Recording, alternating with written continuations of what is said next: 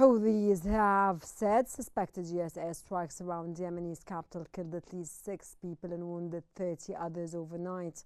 According to the casualty figures released by the Houthis' health ministry, it started nearly a month ago. The intense campaign of U.S. airstrikes under President Donald Trump has killed over 120 people. The U.S. military's Central Command, which oversees American military operations, did not acknowledge the strikes.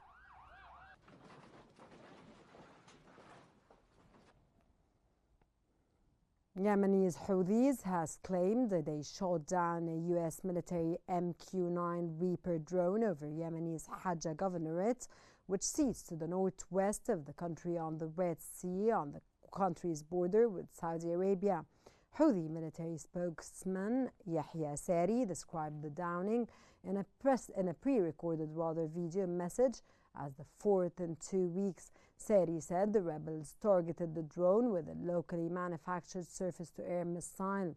The White House has said over 200 strikes have been conducted so far.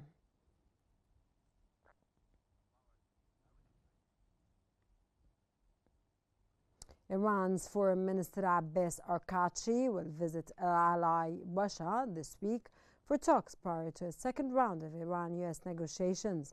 Iran and the United States held indirect talks via a mediator last week in Oman and are to reconvene this week in a dialogue over Tehran's escalating nuclear program, with President Donald Trump threatening military action if there is no deal.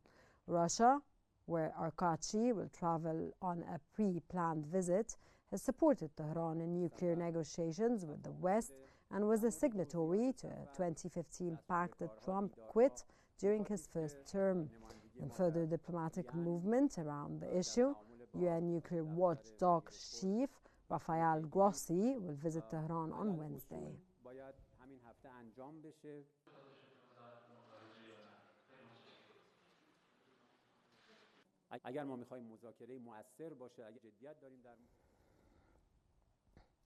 US President Donald Trump has said that expected to make a decision on Iran very quickly after both countries said they held positive and constructive talks in Oman and agreed to reconvene this week.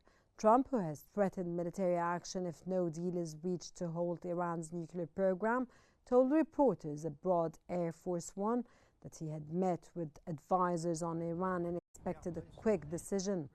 On Saturday, he said that US-Iran talks were progressing, noting that nothing matters until an agreement is finalized. He expressed reluctance to discussions that details, but indicated that the situation with Iran was going fairly well from his own point of view. And we'll be making a decision on Iran very quickly. Yeah, please.